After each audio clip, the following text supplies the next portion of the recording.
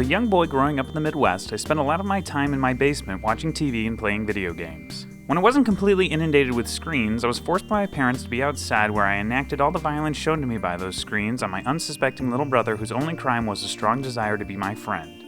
In an attempt to give me some direction or possibly just to get me out of the house, I was enrolled in the Boy Scouts, where my tendencies for violence and destruction hit an echo chamber of other boys in similar situations and let loose in the wilderness of Michigan. But the reputation of the Boy Scouts preceded me, and when people discovered how I spent my weekends, they made the assumption that I was helping old ladies cross the street making baskets and not lining pits with spikes to catch squirrels and burning my initials into picnic tables. The rumors of do-goodedness only fanned the flames of the already burning desire to be perceived as tough and cool, and we poured more energy into knives, ropes, and fire as if the problem could be fixed with doubling down on antisocial tendencies. I can only assume that this was the mindset of Zack Snyder when he first started working on Superman.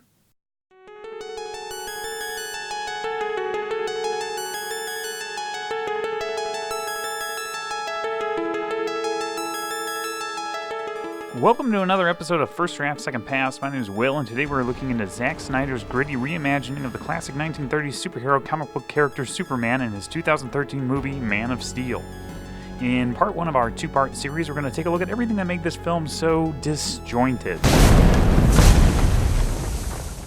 So, full disclosure here, I don't like this movie. I didn't like it when I saw it in theaters, and I don't like watching it now after seeing it 24 times for these episodes. I don't like gritty reimaginings of things that are objectively silly, and while I'm a comic book fan, Superman has never been one of my guys. But I was a DC child growing up and had a healthy diet of 90s DC animated goodness in my youth, so I feel like I have somewhat of an idea of what a good Superman adaptation would look like. And let me tell you, this isn't it. So let's recap. After delivering his son Kal-El, Jor-El, Superman's dad, not that one, tries to convince his government that global warming is real, but is interrupted when General Zod goes rogue and shoots the council in the face.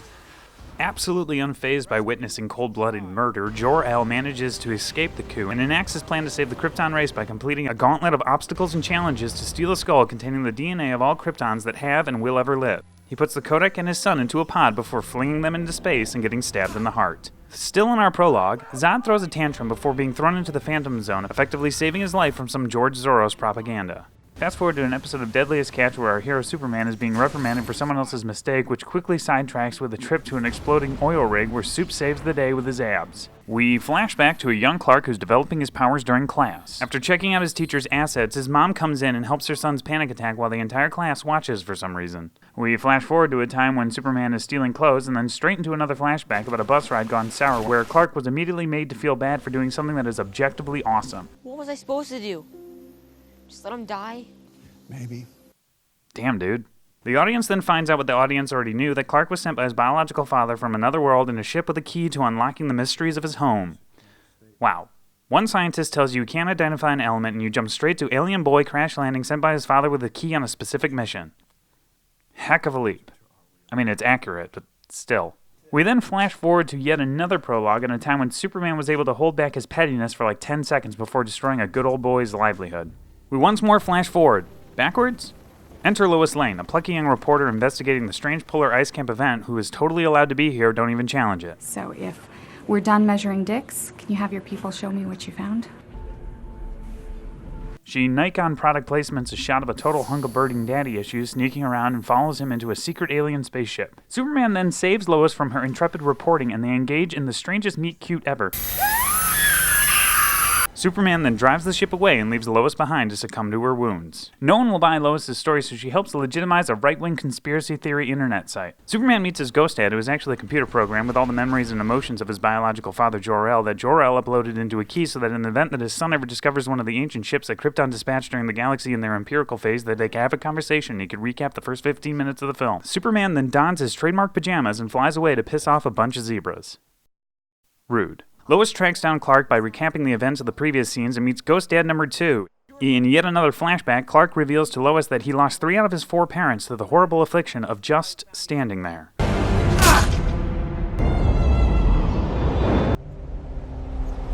We finally come to understand that Superman doesn't want to be Superman because he's worried that if people know that he's powerful, they might not accept him, and the last time he argued with his dad about it, his dad died trying to prove a point. So now Superman is on the lam because he can't help using his powers to save people, and if someone notices his superpowers, then his dad would have died for no reason? Is that it? Or is it that he's angry for never using his powers to save his dad, so now he's trying to make up for it by secretly using his powers and sneaking onto military bases in hopes of finding out who his real parents are? Maybe? Or is it that his foster dad pressed in such an idea of anti-exceptionalism that has created a complex where he's consistently looking for validation while remaining ashamed of who he is, and so he can't get over the mental block that doing good is bad? I'm sure the third act will clear this up. He then goes to his mom and tells her he finally found his real parents, which is kind of a cruddy thing to do to your adoptive mother.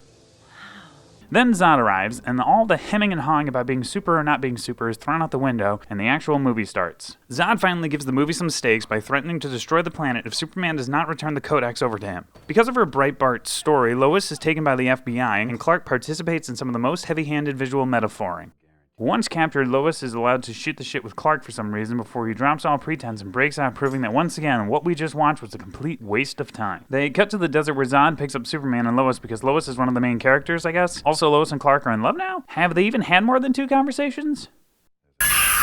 On the ship, Zod dreams fast with Superman and explains to him what has already been explained twice prior. Lois breaks out of her cell with a vape pen and Ghost Dad's door-closing powers. Ghost Dad then tells Superman that he sacrificed his only son so that one day he will save the world from darkness and allow humanity to live together in peace and harmony. Gee, I wonder where I've heard that before. Superman is directly responsible for the doubling of Smallville's insurance premiums when he uses it to punch his enemies. Don't aim for the trains. Zod discovers that Superman had the Codex inside of him the whole time, which only makes more sense the more you think about it. So then he says, screw it, we're doing it live, and turns on the world engine. Superman, the Air Force guy, and Toby make a plan to destroy the machine using Superman's space bassinet, but not before the Air Force bombs its citizens and Superman fights whatever this is supposed to be. The plan is a success if mass murder and devastation can count as a success. Lois and Clark then share an awkward kiss and an even more awkward exchange. You know, they say it's all downhill after the first kiss. I'm pretty sure it only counts when you're kissing a human. Are you watching this crap? Superman is forced to once again CGI fight the movie back into the realm of interesting. Zod tries to kill a group of people and Superman stops him by snapping his neck. This makes Clark really upset because he killed someone for the first time. Babies don't count, I guess. He then destroys some government hardware because he's a good guy and all, but a cool good guy. Not like a good guy who plays nice, but like one that won't pick up after the first call, but if you keep calling and prove you really want it, then maybe he'll pick up. Kind of cool good guy. The movie then ends with him starting work at the Daily Bugle with Lois. I'm not convinced Zack Snyder knew who Superman was before this project. What is this movie trying to tell me? Typically, a movie tells you its thesis statement at the start, and then the third act will either confirm or refute that position. Now, it is not a requirement that a movie does this, though it always helps. It just feels like Man of Steel is trying to tell me something. Take the opinions of John Kent, Jor-El, and Zod. There was a fair amount of time dedicated to their different philosophies on the relationship between superpowered Kryptonians and humans. John Kent spends a lot of time telling Clark that he's special, but he should keep his powers hidden because the world is not ready for him, evidenced apparently by the fact that this lady thinks God is involved. It was an act of God, Jonathan. John holds to this belief so strongly that he purposely dies to prove a point that it is never okay for Superman to use his powers. Run. Run now.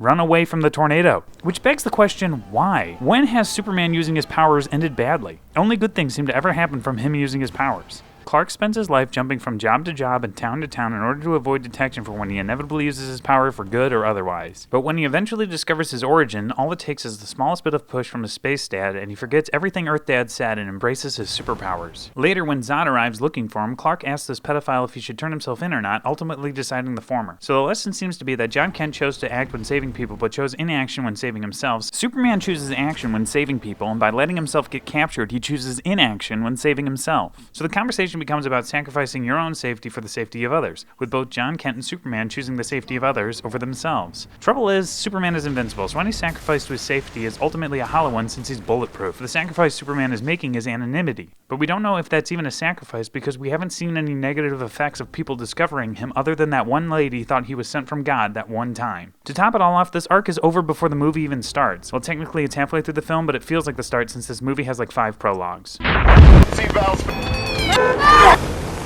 Which brings me to Jor-El. Clark's birth is the result of Jor-El breaking with the tradition of Kryptonians ordering up custom babies from Amazon when he and his wife do the dirty. Jor-El wants to destroy the Kryptonian system of predetermined lives that ultimately led to Krypton's destruction by sending all the blueprints for the custom babies with his only son to Earth so they can start a new world of humans and Kryptons. Cool. Trouble is, no one seems to mention Jor-El's stance on free will to the robot version of Jor-El because all that dude ever talks about is destiny. So that one day, when the time was right, you could be the bridge between two peoples. You can save all of them. If you destroy this ship, You destroyed Krypton! Krypton had its chance! So much for that. Finally, Zod. Zod's objective is to save the Kryptonian race no matter what the cost, which can be boiled down to simply say some people are more important than others. In Zod's last act, he forces Superman to choose between taking a life and saving the lives of others. This is basically the trolley problem. The trolley problem is a philosophical question that asks, would you do nothing and allow a train to kill a handful of people, or would you take action knowing that in saving those people, one person dies? This seems like a nice callback to John Kent's Sacrifice if it wasn't for the fact that the tornado and the trolley problem deal with the death of innocents, and Zod is a mass-murdering bigot. So it's a bit of an easier choice. This essentially proves Zod's point that some lives are more important than others, which is not a great message, but one I don't mind since this is a gritty and realistic Superman movie. What doesn't make sense is Superman's reaction. Why does he get so upset? Why does Superman not want to kill Zod? Is it because Zod's a Krypton? Since when does Superman give a shit about Kryptons? It seems to me that the reason why Superman is upset is because the character of Superman, the Superman from my childhood, is not supposed to kill people. But this isn't the Superman from my childhood. The Superman I know is a rube from Kansas who wants to help people. The Superman I know sees the good in all people, even to a fault. The Superman I know would rather spend a quiet evening at home with Lois than flying around the galaxy. He loves being Superman, but he doesn't need to be Superman. This is not the Superman I know. Man of Steel Superman wants one thing. He wants to use his powers. He used his powers one time to save people, and his dad told him never again, so now he has to use them in secret. He uses them to save people, sure, but he also uses them to be pretty petty. Once Jor-El tells him to use it, all bets are off. He doesn't care about the morality of sacrifice or uniting two groups of people. He cares about power. Doesn't matter if it's $1 million drone, a rogue general, or a bunch of zebras. Superman is using his powers no matter what. So when he kills Zod to save those people, it doesn't really work as an emotional moment because since when does Superman care about the loss of innocent lives? He brings the fight with Zod from the nearly empty farm country to downtown Smallville. He then tells everyone to Get inside. and he brings the fight inside. Then during the final fight, there are civilians getting caught in the destruction, and where's Superman? The guy has super hearing and x-ray vision. It is entirely possible he knows what's happening around him. He sees them, he hears them, he just doesn't care. So of course he lets the government catch him. He needed to show them how weak they are. He destroys Zod's ship, not because Zod is destroying humans. Zod threatened him. He attacks the army because they dared to set the terms of the relationship. This is not an appropriate retaliation for this. He's not a hero, he's a bully.